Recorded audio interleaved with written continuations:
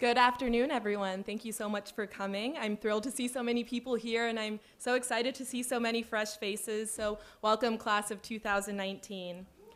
My name is Andrea Berrigan, and I'm the Vice President of the William F. Buckley Jr. program at Yale. Today, we are delighted to be able to host Andrew McCarthy. But first, for those who are unfamiliar with our program, you know who we are and what we do. The Buckley program is an organization that was founded several years ago by Yale undergraduates with the mission to expand political discourse and promote intellectual diversity at Yale. We do this through a number of things: our speaker series, of course, conferences, firing line debates, seminars, and by sponsoring summer internships for students. Our hope is that by providing a home for a diverse collection of serious conservative thought, we can provide a forum for Yale students to consider and examine a wide range of political philosophies to which they're rarely exposed. It now brings me great pleasure to introduce our guest today. Andrew McCarthy is a distinguished public servant and best-selling author. He is a former assistant U.S. attorney and was the lead prosecutor in the 1993 World Trade Center bombing case. He is currently a senior fellow at the National Review Institute and a contributing editor of National Review. So Mr. McCarthy will be speaking for about half an hour, and then we'll open it up for questions. So without further ado.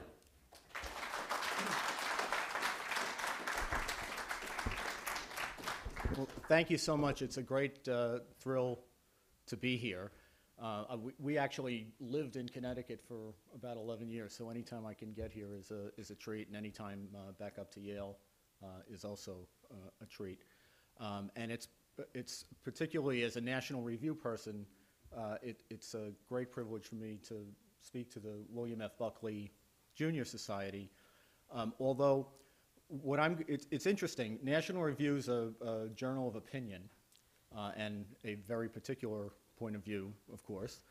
But what I'm going to talk about today is something that probably has been freighted in an awful way by the introduction of politics into the issues that we deal with day to day, and that is trying to develop a national security strategy, one that incorporates what the Justice Department does in particular, because that's what my experience is, against the foes that we're now dealing with. I think we say Islamic extremism in the title of the talk today, because that obviously is the main opponent that the United States has been dealing with on this kind of a scale for the last, I got into this in 1993 after the World Trade Center was bombed. And in the time that we've been dealing with it, we have tried a variety of different strategies, and none of them has been a good fit. And what I think is really unfortunate about that is mostly everybody who has to deal with this problem knows that we haven't found a good fit. Most of the people who were involved in it, at least, if not all of them, know how we could probably do this better.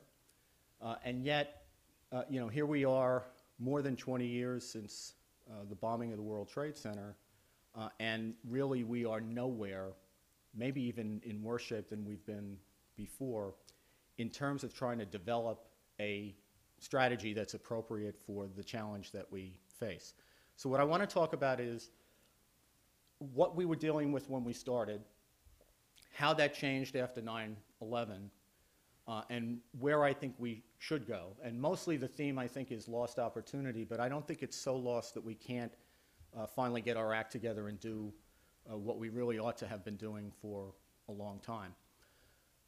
When the World Trade Center was bombed in 1993, it was February the 26th, the United States had almost no experience domestically with systematic terrorism, regardless of the ideological spurring of it. And as a result, our legal architecture for dealing with it was awful. I mean, it was woeful. So, for example, if terrorists were to successfully, from their perspective, blow up a building and actually kill people, we had a crime that we could charge them with for that. Bombing, where you would have to do a life sentence. At that time, the federal death penalty had been tabled by the Supreme Court. It really didn't come back until about 1994. So death was not a penalty that was on the table. But for a successful terrorist attack, we had at least something that you could charge. But if you had an unsuccessful terrorist attack, like what we dealt with in the second part of our case, just to kind of refresh people's memory who may have known this history, the World Trade Center is bombed in February.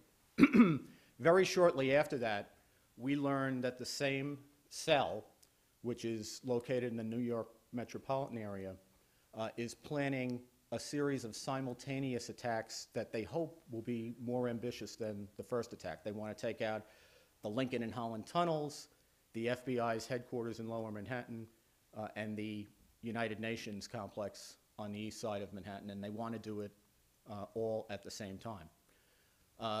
They were not able to carry that out, primarily because we had an informant on the inside who was able to infiltrate the group, let us know what was going on, and enable us to stop the attack.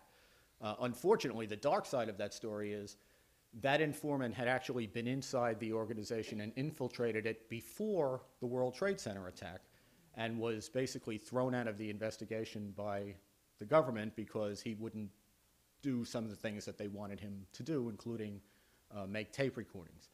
And because I think there was skepticism about some of the information that he was providing, they didn't really have a plan B when they let him out of the investigation. So basically, they kick him out of the investigation in around September of 1992, and the Trade Center gets bombed in February of '93.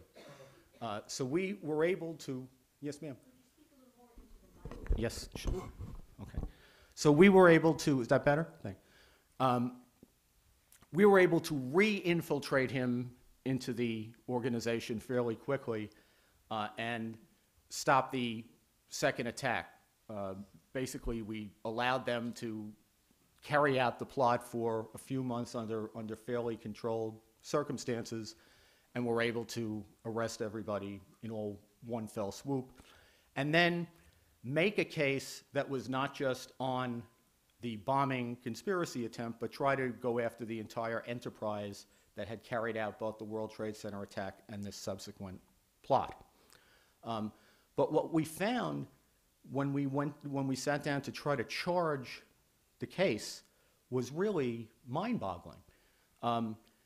If you conspired to bomb a target and to kill thousands of people, but you had not succeeded, there was no federal bombing conspiracy statute.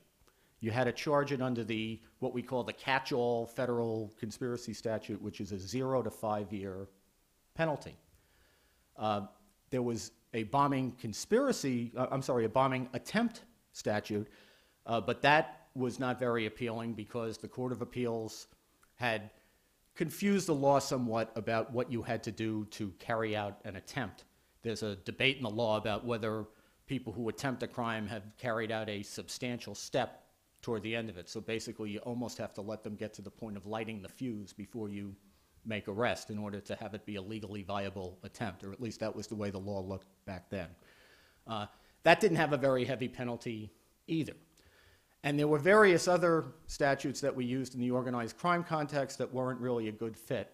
So to make a long story short, we combed through the statute books and we finally ended up charging them with a Civil War era statute called seditious conspiracy, which, by the way, when the Justice Department heard the word seditious, they started to throw darts at me. They didn't want to even have a discussion about charging it. I had to show them that the word sedition was only in the title. It wasn't in the words of the statute.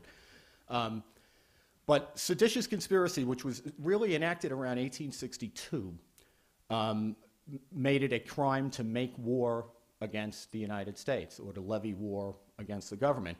And it was really a perfect fit in terms of what the evidence showed for what our defendants had done. But it was very clear from that experience that that our ability to charge terrorists and to make a good terrorism case that would have a good deterrent effect was very much in doubt and in question. So the next important thing that happens is in 1996, there is an overhaul of terrorism law. It's interesting to us, or it certainly is to me, that most of the debate that we've had in the country about congressional responses to terrorism has centered around the Patriot Act. And everybody has a view about the Patriot Act. Everybody thinks they know what's in the Patriot Act. Some people think it's like the biggest catastrophe of all time. Other people like me think it doesn't allow agents to do anything on the national security side that they hadn't already been doing on the criminal side for about 40 years. But whatever you think of the Patriot Act, it's small time in terms of its importance compared to the 1996 legislation that President Clinton signed in April of that year, which totally overhauled our terrorism criminal law and really brought it into the era that we're dealing with, so that after 1996, you could have a robust debate about what the right approach to terrorism is. That is, should we treat it as a crime, or should we treat it as a war or a national security hybrid problem in between? You could have that debate. Prosecutors and agents, however, could never again complain that they didn't have adequate crimes to charge against the terrorist organizations. The two most important aspects of it, I think, were terrorism conspiracy crimes that actually were a comfortable fit to exactly what it is that terrorist organizations do. The problem with not having a conspiracy statute never was a problem again, because it was a statute that aimed at exactly the diverse types of atrocious behavior that the terrorists engage in, and it had very, very hefty penalties for people who were convicted. Probably more important in terms of the use of statutes were the material support to terrorism provisions. They were put into the law in 1996, and the idea behind that was something that we should have been shifting to all along. The idea is that we want to move from a paradigm where we essentially wait to get hit with a terrorist attack, and then we content ourselves with prosecuting everybody or anybody who's left to prosecute afterwards, which is basically an invitation to be hit. So what we want to move to is a prevention paradigm where we're essentially trying to collect intelligence and prevent the terrorist attack from happening in the first place, which in terms of national security is a much more important end than, you know, whether you can successfully prosecute terrorists in court or not. So the goal of the material support statutes was to disrupt the flow of assets into terrorist organizations and cells so that you could kind of kill them in the crib before they were able to get momentum, before they were able to plot, and before they were able to get to the point of doing things that were dangerous. So at least it was moving the needle in the right direction of trying to get to prevention rather than just prosecution. And that pretty much is where matters stood until 9/11. Although the debate had begun by the mid-90s when there was a continuing series of attacks against the United States. They seem long ago and far away now, but right after our case, which involved, again, the Trade Center bombing and the subsequent plot on New York landmarks, we had an attack and a plot to attack planes as they flew over the Pacific in 1994. In 1996, there was an attack on Khobar Towers in Saudi Arabia where 19 members of the U.S. Air Force were killed in what we now know to have been a plot that included Iran, Hezbollah, and an element of al-Qaeda in Saudi Arabia. 1998 saw the embassy bombing attacks in Kenya and Tanzania where over 200 people were killed. The attack on the USS Cole occurred in the year 2000 in October, and 17 members of our Navy were killed. and finally, the 9/11 attacks. Now, as this trajectory of attacks occurs through the 90s, where the attacks seem to be getting more audacious, and we seem to be getting nowhere in terms of picking off the main culprits, the main plotters, the main highest-ranking figures in the terror network, the debate begins over whether this is really a criminal justice problem or whether it's something that has to be addressed in a much more forcible way. And probably the best example of this is Osama bin Laden himself. You could say this about any number of the leaders of al-Qaeda. I think Khalid Sheikh Mohammed, Zawahiri, who's the current head of al-Qaeda. But bin Laden was under indictment by the Department of Justice since, I believe it was, the embassy bombing was 98, so it was very shortly before the embassy bombing. He's obviously killed finally in a military operation in 2011. And his case, in many ways, highlights the deficiencies of using the criminal justice system as we used it throughout most of the 90s as really the point of the counterterrorism spear of the government's approach in terms of confronting this enemy. The problem with a foreign terrorist organization, of course, is that our military, forget about the military, our law enforcement and our intelligence services do not operate well in the places that are the source of the danger to the United States. So the writ of the United States courts doesn't run there, our investigative agencies don't operate there, and you can't, quote unquote, as the saying goes, bring someone to justice unless you can get your hands on them in the first place. But if you look at all of the major terrorist figures in al-Qaeda, almost all of them who were captured in military operations, not through law enforcement processes. If you also look at the roster of these different terrorist attacks that I mentioned through the 1990s, it's a funny thing about a trial. You bring people in when you originally arrest them, and you have a press conference, and it all looks to the public like you're really moving the ball up the field, and then you indict them, and you have another spate of stories, and then there's pre-trial hearings, and then there's finally a trial, and the trial goes on for a long time. To the public that is not following this too closely, but is just kind of following it from the 10,000 feet level, you can make 4 defendants look like they're 400 defendants, because it looks like there's always proceedings going on, and we're always seeming either to arrest someone or charge someone or convict someone. If you take those terrorist attacks that I mentioned in the 8 years between 1993 and the 9/11 attacks of 2001, do you know how many terrorists we actually convicted in federal court? 29.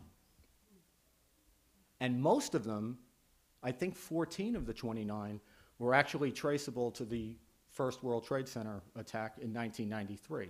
So while it may have looked like the criminal justice system is achieving great success, it's a mistake, and it's a mistake that we continue to make, I think, to this day, to confuse the fact that we can convict people in court if we get them there with national security success. I end up getting asked to talk at a lot of these kinds of forums, and very often the question before the House is, does the criminal justice system work for terrorism? And when you have this kind of a debate or inquiry in a law school setting or in many academic settings, what people want to know is, does it work for terrorism, meaning can we provide enough due process that the proceedings have integrity and we can be confident in the results and we can actually get to the finish line and convict people in a way that it will hold up on appeal? When you go to places that are really not academic settings, particularly outside law school settings, what most Americans want to know is, does it make us safer? They're not really, it's not that people are uninterested or think it's frivolous to be concerned about whether our proceedings in court have sufficient due process, but they want to know that the national security strategies that we are employing are actually making the country safer from terrorism, not actually making proceedings more fair for terrorists. So that is part of the reason that's an important point, I think, is that a lot of the debates about our national security challenges actually do take place in academic settings. And a lot of the congressional hearings about them feature lawyers who are there because they've participated in terrorism trials, and they can tell, you know, people on the Hill what the foibles of terrorism trials are, and the ups and the downs, and where due process can be ratcheted up, and so on. And I think, unfortunately, it very often gets very far afield from what the real national security interest is, which is, how do we make the country safer? How do we use these proceedings in a way that actually advances our national security? So as far as that's concerned, the critical moment happens in a very haphazard way after 9/11, when the decision is made to try to treat this no longer as primarily a criminal justice problem, but now a national security problem. And when I say it was done haphazardly, what I mean is that while the policy decision was made that we should now, for example, use the military, detain people under the laws of war rather than under civilian due process proceedings, which means if you detain someone under the laws of war, you can hold them until the conclusion of hostilities, and if you can prove that they've committed war crimes, you can try them by military commission instead of in a regular civilian court proceeding. When I say this was done haphazardly, it was done in a way that really didn't have standards of who belonged in criminal court and who belonged in military court. So we had some cases where people who would have been, to my mind, the poster child for doing it by military commission and trying to give a little bit of additional protection to national security information, which has to be given in a more gushing way and under civilian due process rules. We had guys who should have gone into the military commission that were brought to civilian court. And we had other guys who were arrested here where the evidence was fairly sketchy about whether they were actually enemy combatants or not, and they were brought into the military commission. And because we didn't have really solid rules about who goes where, it all looked very arbitrary.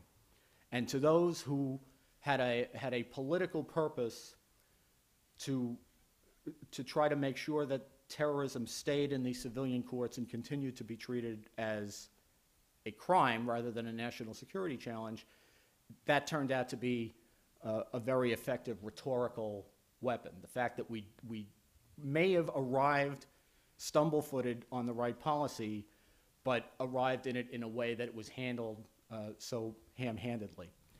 And as a result, you had great political debates after 9/11. And this is when I said at the beginning that it's a problem when politics gets into national security. Here's what I mean by that. Because people got dug in after 9/11, you had one side of our political house that very much wanted the 90s approach maintained. And they thought very strongly that terrorism was a criminal justice problem. We ought to treat it as a criminal justice problem because America wants to be a shining example to the world by bringing the worst of the worst into our court system, giving them grade A due process, and showing the world that this is how we treat them versus how they treat us. I know that that's what they think because I was one of them. When 1993 happened and I first caught the case that I caught, I thought that that was extremely important. I think what you find over time with experience is that you may be impressing yourself, but we're not impressing anybody that we're trying to influence. And in point of fact, it blinds you to the fact that there are many deficiencies in trying to deal with this challenge through criminal court processes, not least, as I said before, the fact that you can't even apprehend most of the people that you need to bring to trial. So there was a lot to be said for moving over to a mainly law of war paradigm. Here's the problem. People like me also said, you know, let these military commissions work. You know, the military has a good justice system. It's a time-honored justice system. They do a very fine job. There's no reason to think that just because we've had the experience of trying cases between the Justice Department and the United States courts, that we're the only game in town and that the military will screw this up. Let them go ahead and try these cases. Now, to be fair to the military, they had a lot of challenges trying to try these cases because a lot of people made a lot of legal motions to try to get the cases out of the military court and back to the civilian court. The current administration is more hostile to military commissions than the past administration was, and as a result, they kind of administratively shut them down only to rev them back up again, and when things get delayed, you know, that's when cases run into problems. But with all that said, those of us who argued strongly for the military commissions, believing, by the way, that they would be a better means of protecting classified information from the disclosure rules that are much more open in civilian proceedings. You know, basically the idea is if you're at war with Al-Qaeda, you don't want, just because you arrest someone and bring them into court, to have to give them all the information in your intelligence files that you have about Al-Qaeda so that they can share it with their colleagues outside the courtroom. And this does happen. In 1995, on the eve of our trial against the people who were involved in the Trade Center attack and the landmarks plot, we had to provide the defense with a list of unindicted co-conspirators, which is a standard thing that happens in all conspiracy cases. So we drew up a list of about 200 names and entities of people who hadn't been charged in the indictment but might be identified as co-conspirators in the trial. It's actually the first document that went out of the US government into the hands of non-US government people that had Osama bin Laden's name on it. We didn't know much about him at the time, but we knew enough about him to put him on the list. I tell the story because we now know, based on what happened in other cases and from other informants, that within a very short time after we turned over our list, the list fell into the hands of bin Laden's assistant and ultimately got to bin Laden, who was at that time in the Sudan. And it gave Al-Qaeda the opportunity to go through the list and try to figure out how it is that the government might have been on to people who they had not known until the list went out were people who were on our radar screen. If you think about it, it's a very precious kind of intelligence piece of information for the bad guys to have. And the problem with a civilian trial is that you can't script it. There are things that can come out every single day of court that would be helpful to people who want to plot operations against the United States. So the hope was that by having these military commissions, we could at least limit the amount of information that we were providing to the enemy.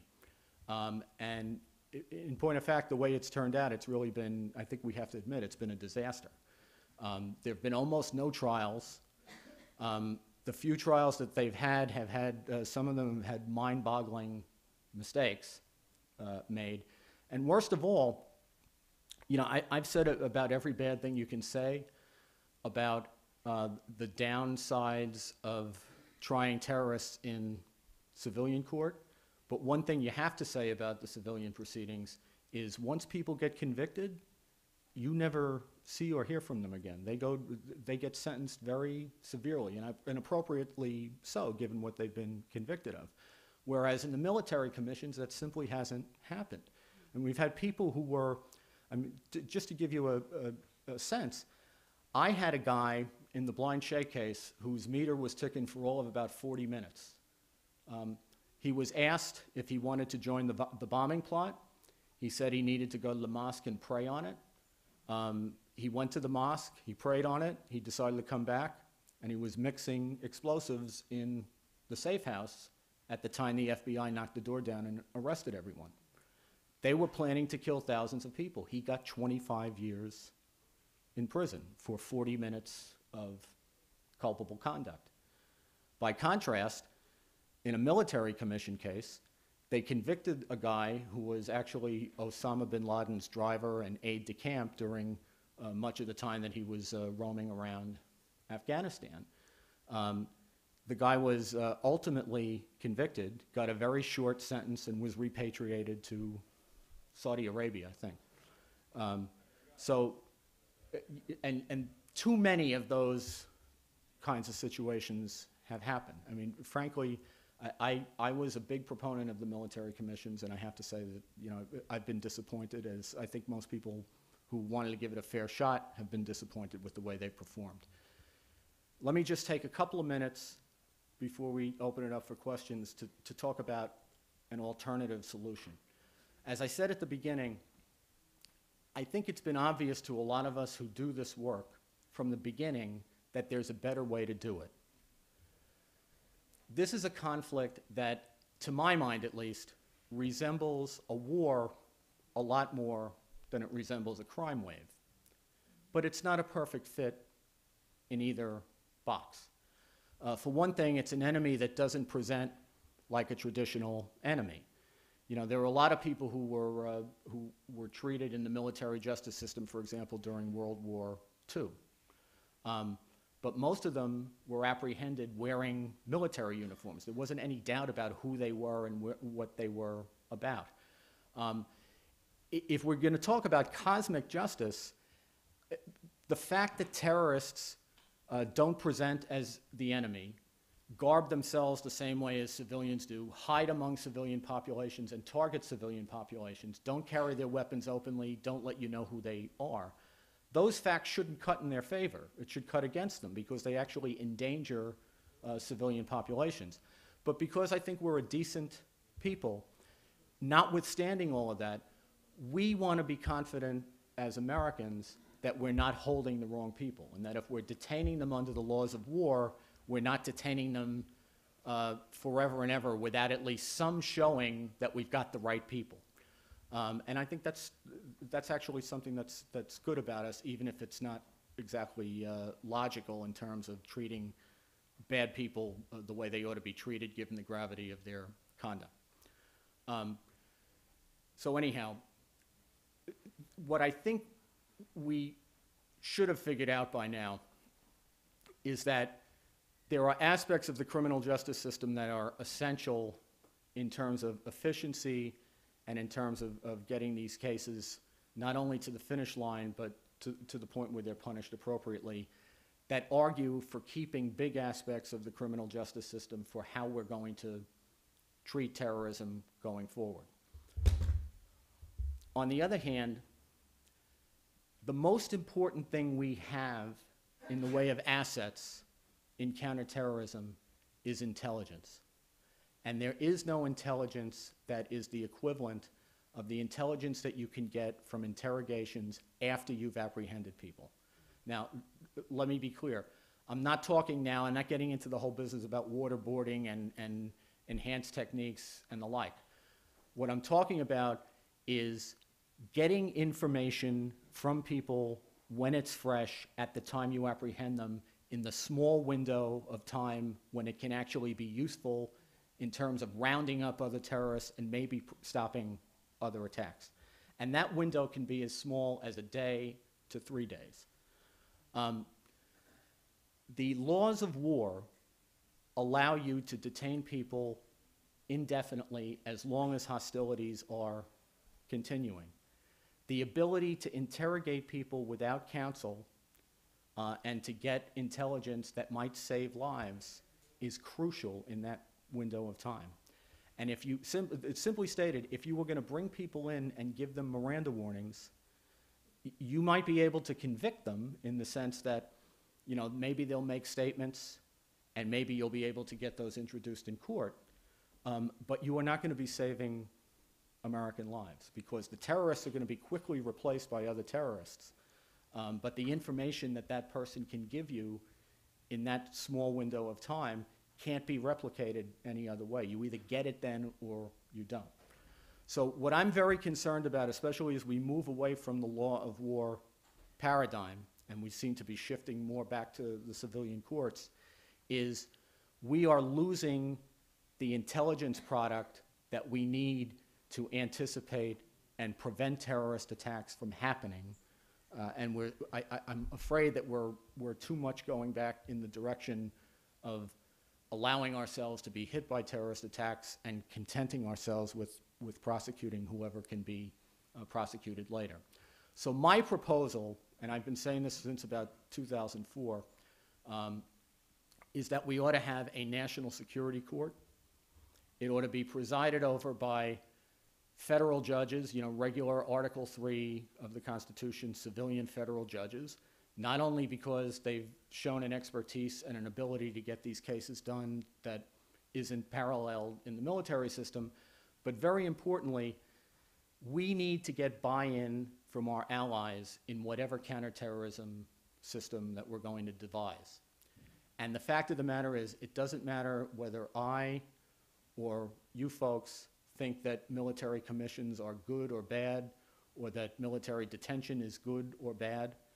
The fact of the matter is, our allies, particularly in Europe, think that the military system is a unilateral executive branch show where the executive branch is judge, jury, executioner. They won't cooperate with it.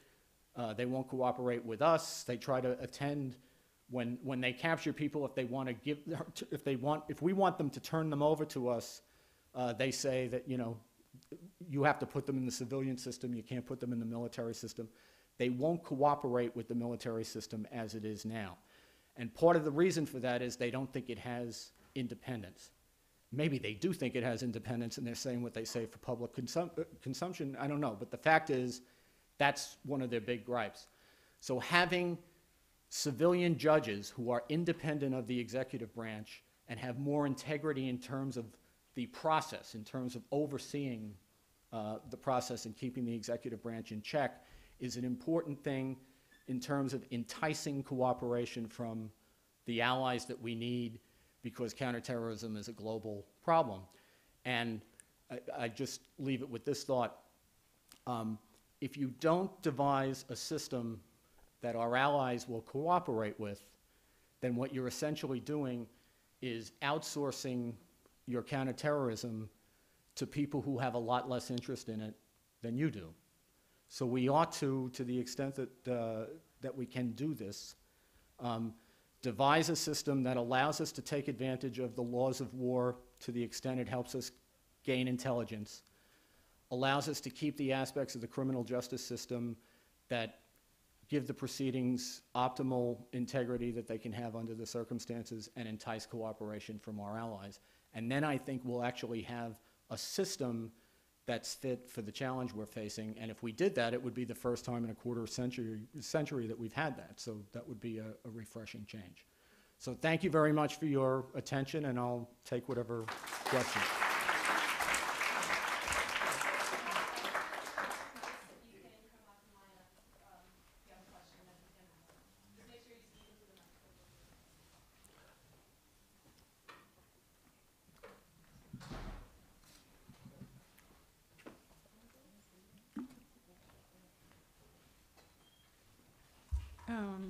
I'll see if I can be real quick.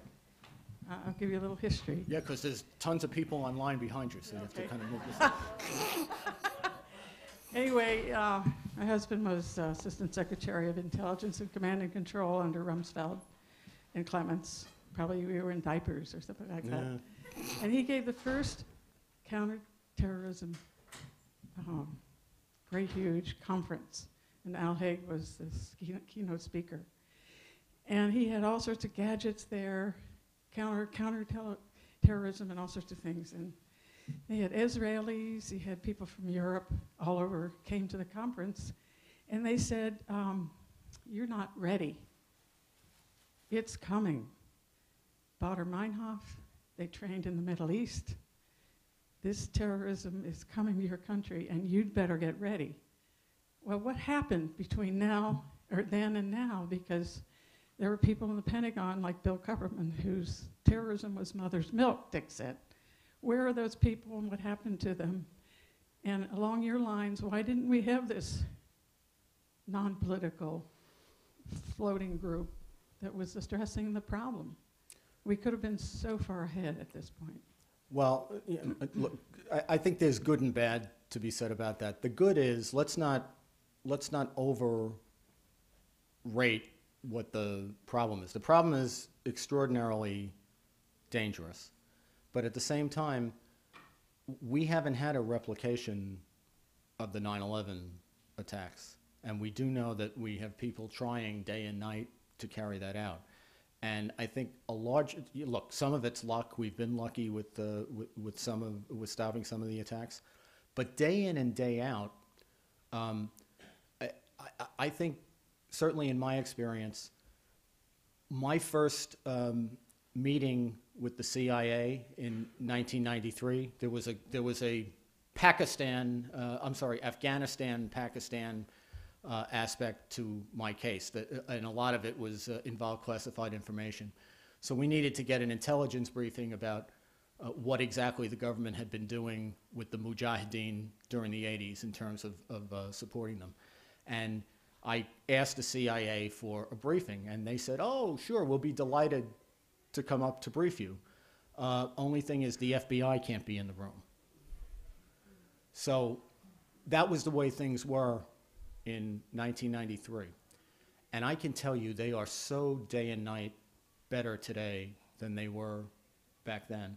I mean, we actually, from the mid to late 90s, built up institutional barriers that became known as the wall, which made it difficult for, I mentioned before the criminal side and the national security side. I don't mean to slip into government speak, but I didn't even know myself much, even though I had been a prosecutor for about 8 years in 1993, that the FBI had a night job.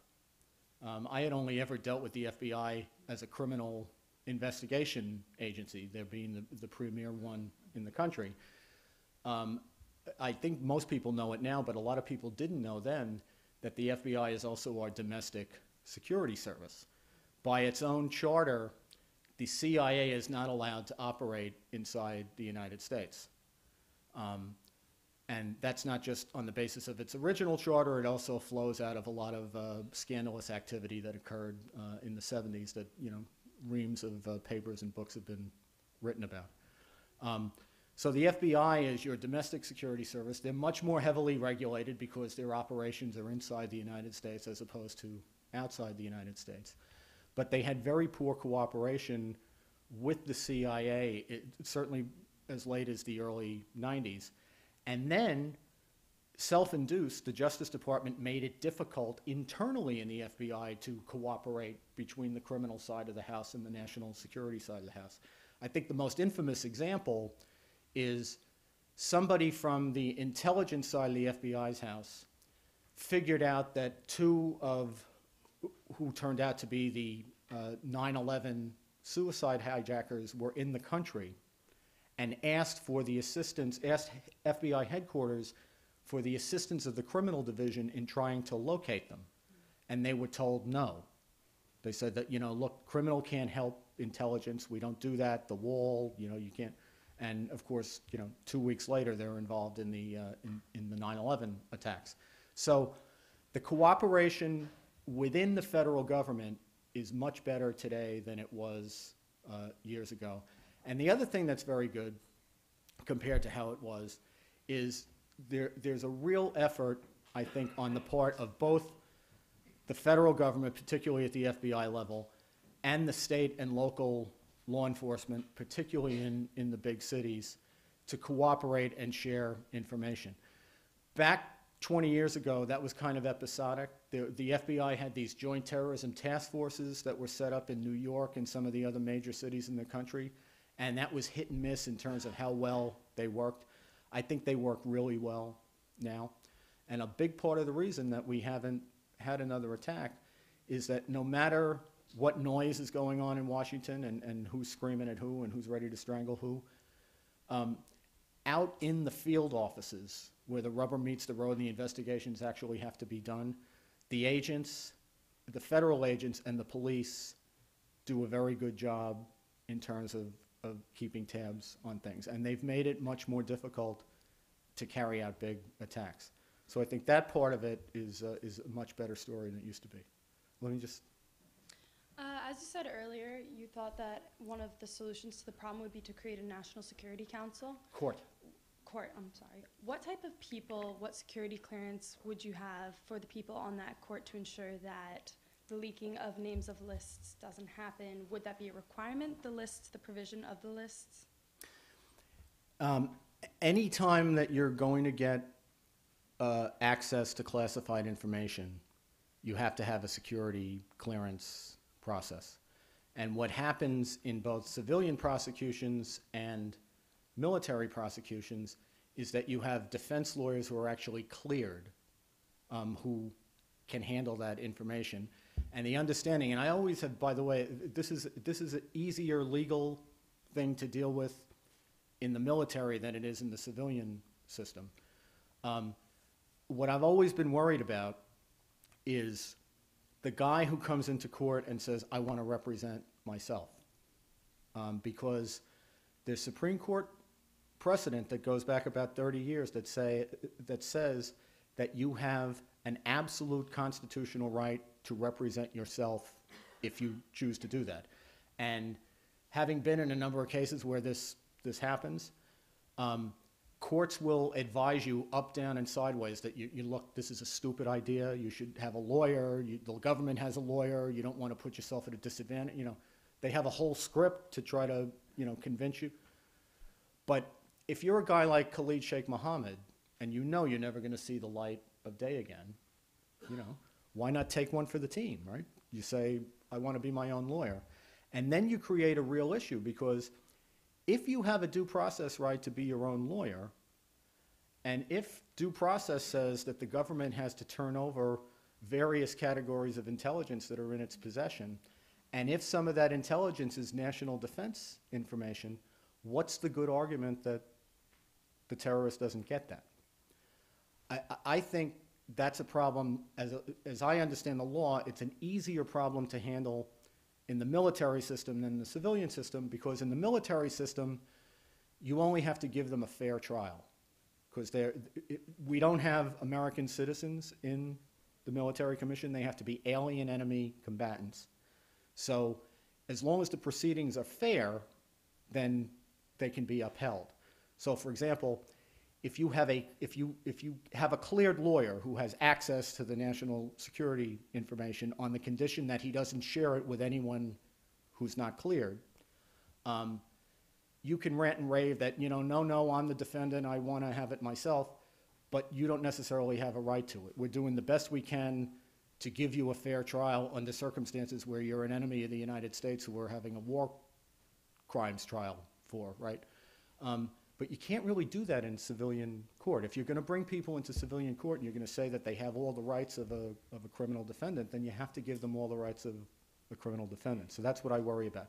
But in terms of what would happen in a national security court, I think that most of the rules that would apply are the rules that apply in a civilian trial, except to the extent that you're dealing with classified information where the rules are better on the military side in terms of protecting that. Basically, the presumption in a civilian trial is that if something is relevant, the defendant gets it, even if it's classified information. The presumption in a military proceeding is that if it's classified, the defendant doesn't get it, unless you can show an extraordinary amount of relevance. Now, that doesn't mean the results necessarily come out differently, but presumptions matter in these kinds of inquiries. So I would say civilian judges, mainly civilian rules, military rules to protect classified information, and the clearance process to protect everyone to make sure that you're not giving national defense secrets to people who shouldn't have them. And don't rush to trial. There's no reason that you have to, if you have people who you're allowed to detain under the laws of war indefinitely, then detain them. You don't get into these discovery problems until you decide to pull the trigger and go ahead and try people. A lot of the crimes that we deal with have these very long statutes of limitations. There's no reason that you have to rush people to trial. Part of the thing I've objected to with the way the current administration has handled this is I understand that they're hostile to the military process, but even if they want to try people in civilian court, there's no reason if somebody's in the enemy combatant category, there's no reason you can't detain them under the laws of war until you can get useful intelligence out of them and until you can satisfy yourself that whatever discovery you have to give them for the trial won't endanger the country if it falls into the wrong hands. And if that means you got to wait 4 or 5 or 6 years to try them, then wait 4 or 5 or 6 years to try them. Yes. Sir. As an aspiring Marine JAG Corps member, I want to know what the inefficiencies within the military commission are, why there's shorter penalties to rather than the civil court. Does that have to play with international politics or what?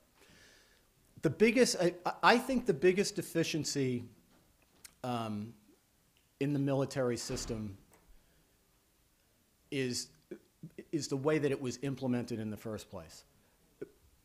I think the right policy decision was made to go over to a paradigm that was based on the laws of war.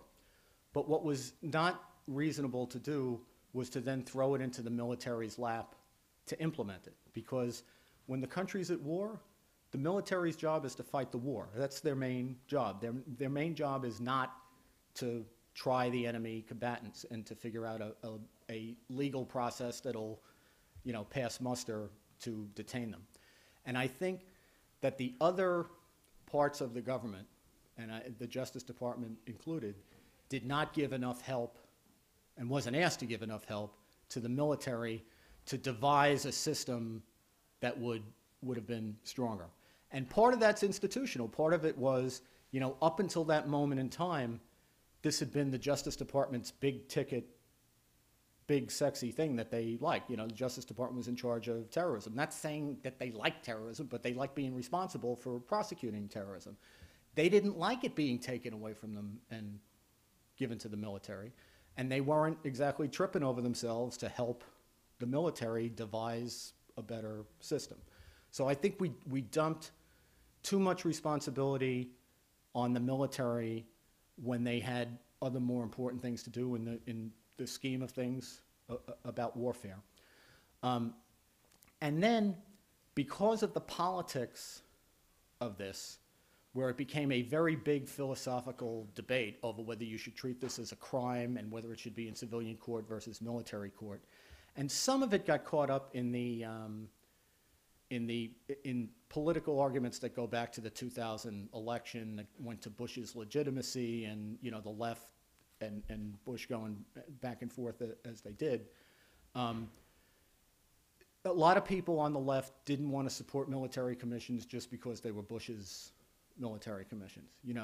When Obama came in, he wanted to get rid of military commissions. I think they realized that you couldn't try everybody in civilian court. When they finally sat down and they realized that we didn't have admissible evidence that would hold up in civilian court, you couldn't deal with everyone in civilian court, then they became a little more open-minded about military processes. And at that point, they changed the Military Commissions Act a little bit. They changed a couple of commas here. I think they changed the word enemy combatant to unlawful, alien, hostile, something or other. Right? I can't even remember. But it was jargon changes. It wasn't all that meaningful. But once they were military commissions that were under the Military Commission Act that Obama signed, as opposed to the one Bush signed, some people who hadn't been willing to be cooperative with them previously suddenly were more willing to be cooperative. And that's, again, an unfortunate thing when the politics kind of infuses the military system. But the JAGs have done a good job. The military judges, I think, have not done a great job. The first military commission case, my recollection is that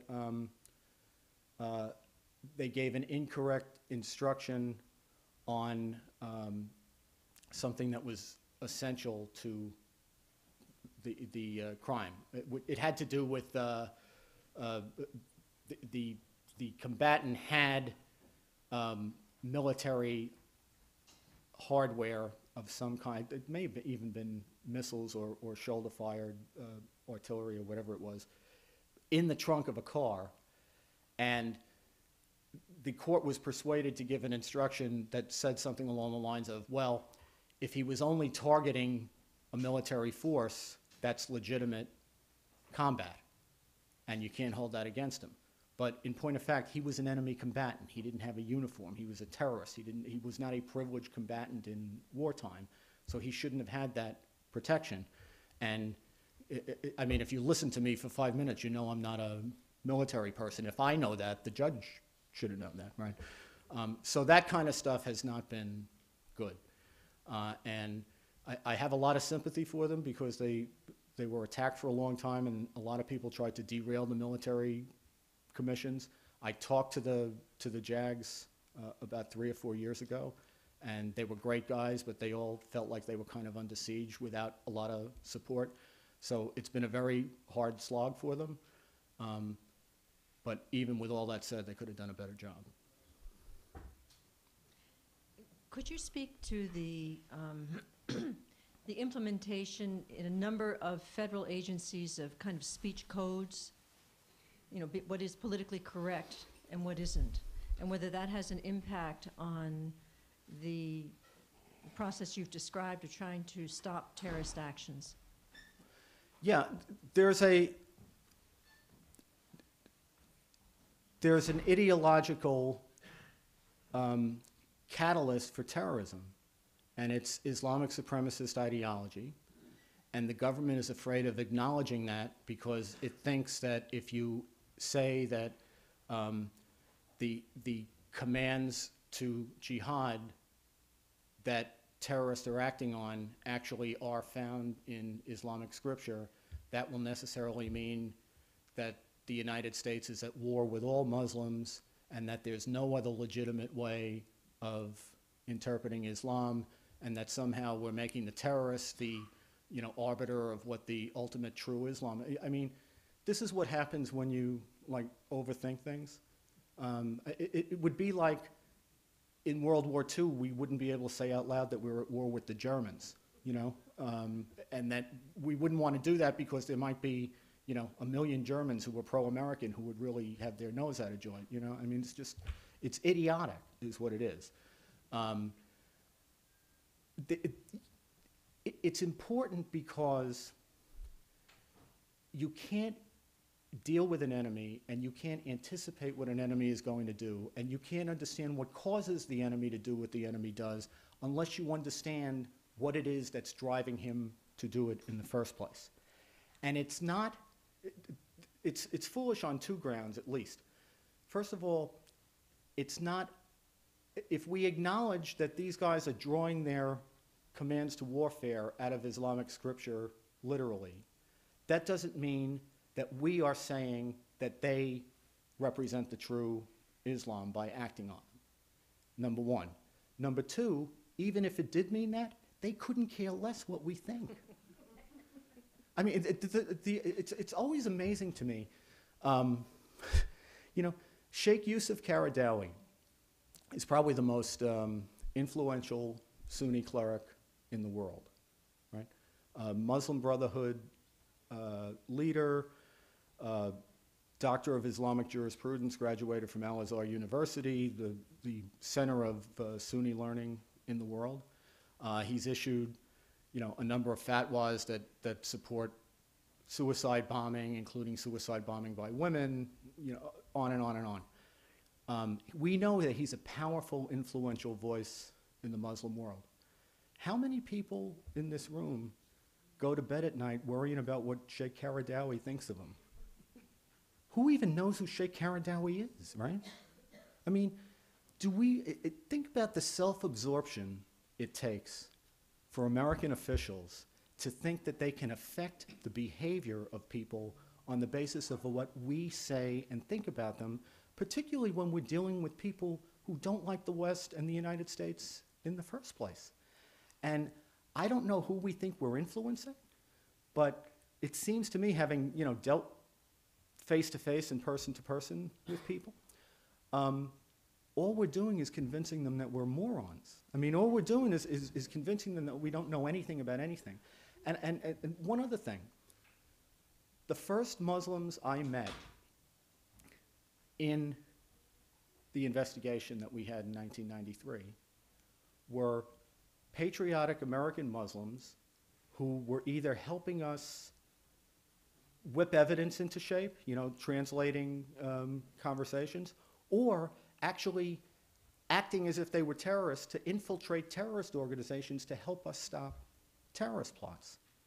So, you know, I don't know what happens when you like leave New York and go down to Washington, but if they think that we don't have a story to tell about counterterrorism that is not going to antagonize every Muslim on the planet, then I throw up my hands. I don't know what to say about it. But we're certainly not making inroads with the people we want to influence, and we're certainly not making the country any safer.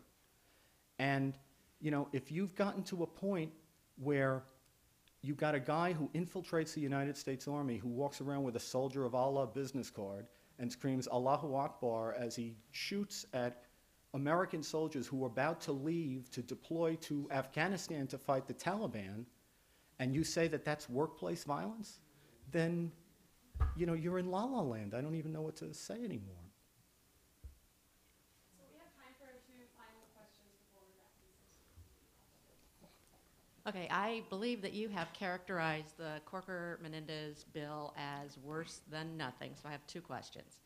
One, Boy, you're good. That was only a few hours ago. One, what's the blowback that you've gotten in the last 3 or 4 hours? And Just secondly, whatever you're going to say to me in the second part of your question. well, and secondly, realistically, how soon will the Iranians have nuclear weapon capability? Was that yesterday? Well, Eli Lake apparently broke a story today. I can't remember if it was in Time magazine or wherever he writes for. He writes in a few places, but we've evidently known for a number of years that their breakout window is 2 to 3 months, max. Even when high government officials, I don't want to get political here, were saying 13 months and more, and it's impossible that they didn't know that what they were saying wasn't the case. So, you know, all this business about, you know, well, we're going to keep their breakout capacity at a year, that would be laughable even if you thought you knew every place in Iran where they're actually doing stuff that needs to be inspected, which of course we don't have that kind of intelligence in Iran. So if I were in charge, which will never happen, so we can feel safe about that, I would assume they had it already. I don't believe they do, but I think that you would have to conduct your national security as if they did, and conduct accordingly. As far as the Corker bill is concerned, I had a very good back and forth yesterday with Jack Goldsmith, who I think very highly of, former Justice Department official, now at Harvard, also writes for the Lawfare blog, which is an excellent, for people who care about counterterrorism, by the way, they probably do a better job than anyone else in terms of covering all the territory. Jack thinks that, my view of it, for what it's worth, is that Corker and those who've written this are undermining the treaty clause of the Constitution, which requires the president to get 67 votes before he can ratify a treaty. What the Corker bill does, in a nutshell, is it reverses that. It requires the opponents of the treaty to come up with 67 votes that would be needed to override. So why they would want to do that is, well, it's not totally beyond me, but it doesn't help. Why do I think they did? They listen to consultants too much, and they don't want to be perceived as blocking the president's deal. They would, well, look, there's a lot of us who have been following Iran for a long time who think it should be a badge of honor to block the deal. But there are a lot of people who don't think Iran is that important, or think that those of us who have said it is important are overreacting. And I'm not saying that Corker wants, or anyone wants the Iranians to get the bomb, But I think they think that there's a possibility that this has been handled so badly that it might collapse of its own weight, and they would like that to happen without them being responsible and being the ones that the media said stop Obama from cutting this deal with Iran. Again, to me, it's like too much mental acrobatics. I kind of feel like, when Iran says death to America, since they've been killing Americans for 30 years, that maybe we ought to take them seriously. So, I'm like a dopey guy from the Bronx, right? I think that if you have a country that says death to America as its central policy, and it is the world's leading state sponsor of terrorism, and it says it wants to wipe Israel off the map, that as a conditioned precedent to sitting down with them, they would have to take those things back. And then we could sit down and talk about whatever you want. But the idea that, somebody in the White House last week said that it would be far-fetched to demand that the Iranians give up their support for terrorism in order to sit down and have negotiations with them. And I'm like, huh? Well, yeah, so, there's some people who think, their theory is that we should do it the other way. Let's make a deal with them, be satisfied to the extent we can that they're not really going to have nukes, and over time, they'll come around. And to my mind, it's been since 1979, and in 1979, when the Shiite revolution first happened, a lot of people back then said, oh, that thing's going to burn itself out in 90 days, then it was 5 years, and then it was 10 years. Now they're on the cusp not only of being a nuclear weapons power, but a regional hegemon. So all the people who say it's going to burn itself out, when it gets to be 36 years, maybe plan B, I don't know. By way of follow-up, I'd like your thoughts on the counterterrorism aspects of the Iranian nuclear question, because isn't it the case that if Iran goes nuclear, as many of us here expect it sadly will, that's going to be a huge setback that will overshadow all the painstaking and worthy efforts of counterterrorism our country's been doing for years. Hezbollah and Hamas come under the Iranian nuclear umbrella. I'd like your thoughts on that, and also your thoughts on why that aspect of the nuclear question is hardly visible in the public debate. Yeah, I've thought that the Iran negotiations were backwards from the first day, from before the first day. And this is not an Obama thing, by the way. This is, I had the same position. The Bush State Department people used to throw stuff at me, too, for saying this. But, the French have nuclear weapons. It doesn't keep us up at night. There's a lot of countries have nuclear weapons, doesn't keep us up at night. It's not the nuclear weapons, it's the regime. So why you would have a counterterrorism approach or even a foreign policy approach with Iran that focused myopically on the nukes when the problem isn't the nukes are an exacerbating factor on what the real problem is, which is the regime. Now, in the late 90s, Democrats and Republicans, but the Clinton administration people in particular, used to say that they had put Saddam in a box. And what did they mean by that? We had enacted a law that made the national security policy of the United States and the foreign policy of the United States that we wanted regime change in Iraq. And it didn't mean that we had to invade Iraq, but what it meant was we were organizing our foreign policy, every lever of our government, toward the goal of ridding the world of that regime. And whether it meant, supporting internal dissent or cutting off their money or making their life difficult, every place we could make it difficult, and trying to make them a more attractive target for an internal revolt, whatever it was, without taking military options off the table, as they say, the whole policy of the government was geared towards squeezing this regime. And what people used to say after we invaded Iraq in 2003, and it didn't go well after the first 6 weeks, and where it seemed like we were bogged down in an occupation and, you know, this adventure in trying to democratize them, a lot of people then went back and said, well, why couldn't we go back to doing what we were doing in Iraq? You know, with the put them in a box policy, where we didn't have to invade, but we were squeezing them every day, and eventually he would have faded away and been gone.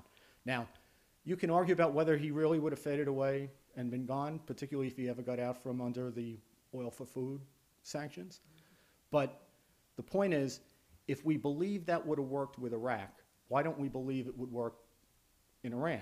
Why isn't, especially since Iran has been a much more provocative direct enemy of the United States than Iraq ever was since 1979, why shouldn't it be the national security policy of the United States that we want the Iranian regime gone? And we don't pretend that we're going to be able to achieve that tomorrow. And we're not saying we're going to invade your crummy country and you know, stay there for 30 years and spend $3 billion or $1 trillion or, you know, whatever. What we're saying is we are organizing our policy, every aspect of it, domestic, intelligence, diplomatic, military, whatever we have. Seize their assets, do everything that you can globally to make them a pariah. And we're going to squeeze them. And we're going to help all of the dissenting elements, and then we're going to see how it goes. And it's not a certain policy, it doesn't have a certain conclusion, but it's better than invading. And by the way, if you do anything that makes us invade, we might do that too.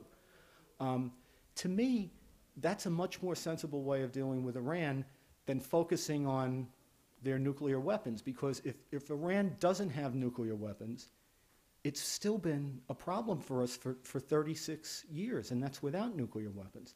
So, you know, it's kind of a mirror image of what we did in the end in Iraq.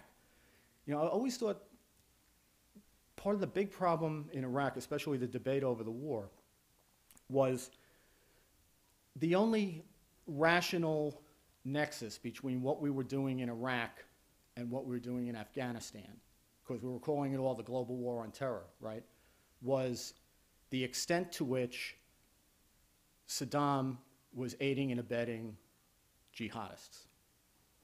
And that was a much debated question. People still poo-poo the evidence. Some people say the evidence was very strong. I was actually convinced that it wasn't overwhelming like it is with Iran, but there was enough there to make that case.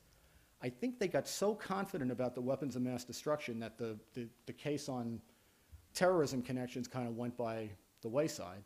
And then when it turns out that they didn't find the weapons of mass destruction in the quantities that they expected, the whole war was discredited. And it was particularly discredited because they didn't defend themselves. You know, if only one side is talking and the other side is saying, you know, that was yesterday, we're not dealing with yesterday, we're thinking about tomorrow, we're going forward, you know, then if only one side's telling the story, then you know what the story's going to be. I just think we're making a terrible mistake in Iran by focusing on the wrong problem, because the problem is the regime, the problem is not the nukes. So, we're done? Okay, thank you.